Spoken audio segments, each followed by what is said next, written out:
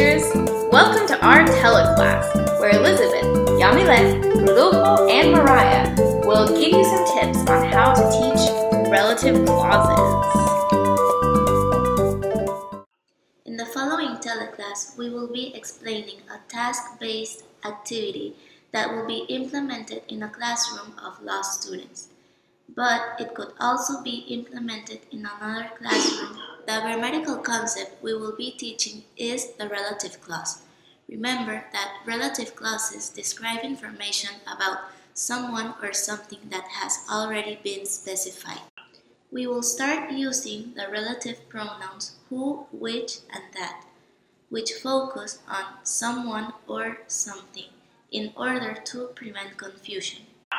I'll give you 3 examples. The first one is, I bought a new car that is really fast. 2. I sent a letter which arrived 3 weeks late. And 3. We are looking for a lawyer who speaks English well.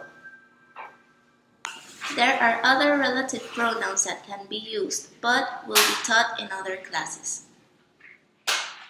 The objective of the activity that we are going to explain is to empower the second language learner to diversify his or her language structure using relative clauses with a focus on the pronouns who, which, and that. Remember that you want your students to engage in different kinds of settings. In this sense, and for the purpose of the following activities, you, as teachers, will need to choose a real case so that the students can find information about it. In our examples, we have selected the case of the missing Dutch girls who disappeared somewhere in Bukele. Their disappearance has turned into a legal battle. If it is possible, the students will have to try to get information in English. As for the time, since you are working with university law students, you will have 2 hours and 15 minutes a day, which means 2 sessions per week, and the activities will take 2 weeks to be developed. Now we are going to explain some activities to develop in your classrooms. For the first class, we have chosen the following task. Present to students a simple statement from a real case.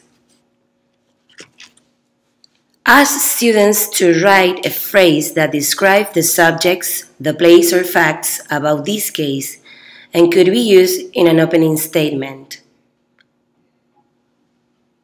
Have each student to read his or her phrases and add it to the original statement using who, which, or that. Remember, you as a teacher should model the activity first. Take time to assess students individually. After that, give students samples of opening statements in which each line should contain a relative clause and a gap to fill with the correct pronouns. Have students exchange papers and read their classmates' work. Give students an opening statement that doesn't contain enough information and give them extra information to put it into the paragraph, using, of course, the relative clauses. For the final moment, ask students to write their own opening statements paragraph in which they will use who, which, and that to give extra information about the case. And group students in pairs and have them present their opening statement to one another. As we stated earlier, the objective of this activity is to help the students add complexity to their sentences using relative clauses to add information. We chose to focus on using the words which, that, and who. The activities that we chose are task-based because they choose to focus on actual tasks that the students will need to complete in their future careers. In this example, as lawyers. These activities are targeted at college-age students with an intermediate level of language skills, but they could be adjusted and adapted to fit your classroom when you decide to teach relative clauses.